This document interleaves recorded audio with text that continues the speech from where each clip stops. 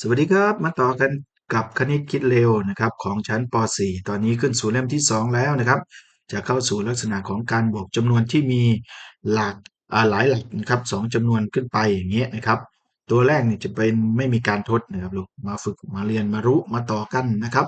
อ่ามาเริ่มกันเลยดีกว่าเพื่อไม่ให้เกิดการเสียเวลาอย่าลืมนะครับภาษาของครูก็คือ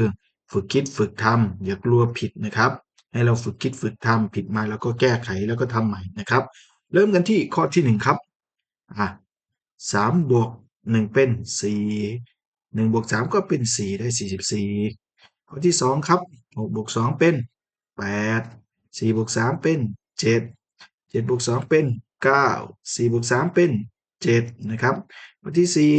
4 1บวก3เป็น4 7บวก0เป็น7 4ไม่มีตัวบวกดึงลงมาครับ ต่อไปข้อที่5ครับข้อที่5 7บวก1บวกจากข้างหลังมาข้างหน้าเสมอนะครับ7บวก1เป็น8หรือจากขวามาซ้ายนี่แหละครับ3บวก0เป็น3 4ไม่มีตัวบวกดึงลงมาครับไปที่ข้อที่6ครับอยู่ง่ายๆอยู่นะลูกข้อที่6 5บวก4เป็น9 6บวก2เป็น8 4ไม่มีดึงลงมาครับ8บวก0เป็น8 3บวก2เป็น5 5บวก1เป็น6นะครับ1บวก6เป็น7 5บวก3เป็น8 7บวก2เป็น9ครับมาแบบหลายหลักครับหลายหลักแต่ยังไม่มีตัวทดนะลูก1กับ8เป็น9 5บวก2เป็น7 5บวก4เป็น9 2บวก1เป็น3 3บวก4เป็น7 5บวก2ก็เป็น7 4บวก0เป็น4 6บวก2เป็น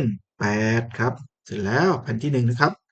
ต่อไปเราจะไปแผ่นที่2ชุดที่2ครับยังเป็นการบวกไม่มีตัวทดไป2บวก3เป็น5ครับ7บวก1เป็น8 4บวก4เป็น8 5บวก1เป็น6 0บวก1เป็น1 6บวก2เป็น8 1บวก8เป็น9 6บวก1เป็น7 2ไม่มีตัวบวกดึงลงมาครับ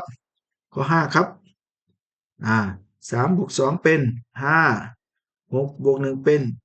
7 3ไม่มีตัวบวกดึงลงมานะครับข้อ6เป็น6บวก3เป็น9 4บวก4เป็น8 5ไม่มีดึงลงมาครับ9บวก0เป็น9 1บวก4เป็น5 2บวก1เป็น3 1บวก1เป็น2 4บวก2เป็น6 3บวก2เป็น5 7บวก0เป็น7 4บวก2เป็น6 2บวก2เป็น4 1บวก3เป็น4 4บวก1เป็น5 7บวก2เป็น9 6บวก0เป็น6 4บวก2เป็น6นะครับไปต่อกันที่ชุดที่3นะครับยังเป็นลักษณะของไม่มีตัวทดนะครับชุดที่3หนึ่ง4บวก0เป็น4 1บวก6เป็น7 7บวก2เป็น9 6บวก2เป็น8 5บวก0เป็น5 4บวก5เป็น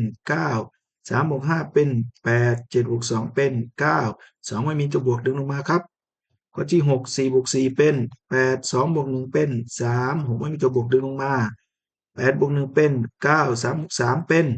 6 4บวก2เป็น6ครับ5บวก4เป็น9 2บวก1เป็น3 4บวก1เป็น5 3บวก0ได้3 8บวก1เป็น9 5บวก2เป็น7 1บวก1เป็น2 2บวก6เป็น8 4บวก4เป็น8 0บวก9ได้9 2บวก1เป็น3นะครับชุดที่3แล้วนะครับไม่มีตัวทดชุดที่4ครับสนุกสนานเลยยังง่ายอยู่นะครับเพราะไม่มีตัวทด2บวก5เป็น7 8บวก1เป็น9 3บวก6เป็น9 7บวก2เป็น9 9บวก0เป็น9 3บวก1เป็น4 2บวก4เป็น6 5บวก1เป็น6 2ไม่มีตัวทดดึงลงมาครับ6บวก3เป็น9 4บวก0เป็น4 5ไม่มีตัวบวกดึงลงมาครับ3บวก5เป็น8 2บวก2เป็น4 7ไม่มีดึงลงมา6บวก3เป็น9 8บวก0เป็น8 1บวก2เป็น3 5บวก0เป็น5 8บวก1เป็น9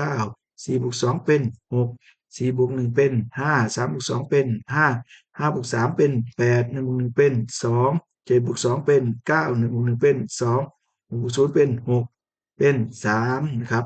ชุดที่4แล้วนะครับไปต่อกันที่ชุดที่5ครับยังไม่มีตัวทดนะครับลูก ชุดที่ห้า6 บวก 1เป็น7 7 บวก 1เป็น8 2 บวก 4เป็น6 5 บวก 2เป็น7 4 บวก 5เป็น9 6 บวก 3เป็น9 1 บวก 3เป็น4 7 บวก 0เป็น7 4 1ลงมาครับ9 บวก 0เป็น9 2 บวก 72 บวก 7เป็น9ได้5ไม่มีดึงลงมาครับ4 บวก 2เป็น6 5 บวก 3เป็น8 7ไม่มีดึงลงมาครับ6 บวก 1เป็น7 5 บวก 2เป็น7 1 บวก 1เป็น2 5 บวก 2เป็น7 7 บวก 1เป็น8 2 บวก 2เป็น4 1 บวก 2เท่ากับ3 7 บวก 0ได้7 4 บวก 2เป็น6 2 บวก 1เป็น3ครับ8 บวก 1เป็น9 4 บวก 2เป็น6 3 บวก 5เป็น8 2 บวก 1เป็น3ได้5ชุดแล้วนะครับนะพักหายใจหายคอก่อนพักกินน้ำก่อนครับ เดี๋ยวเราค่อยไปต่อที่ชุดที่6นะครับโอเคนะครับลูกอย่าลืมนะครับอย่ากลัวผิดนะครับแต่จงกลัวที่เราจะไม่ได้ทำกลัวที่เราจะไม่ได้ฝึกบ่อยๆมันจะคล่องเองนะครับอาจจะมีผิดบ้างแล้วก็ค่อยกลับมาแก้ไขก็ได้ครับโอเคครับสวัสดีครับ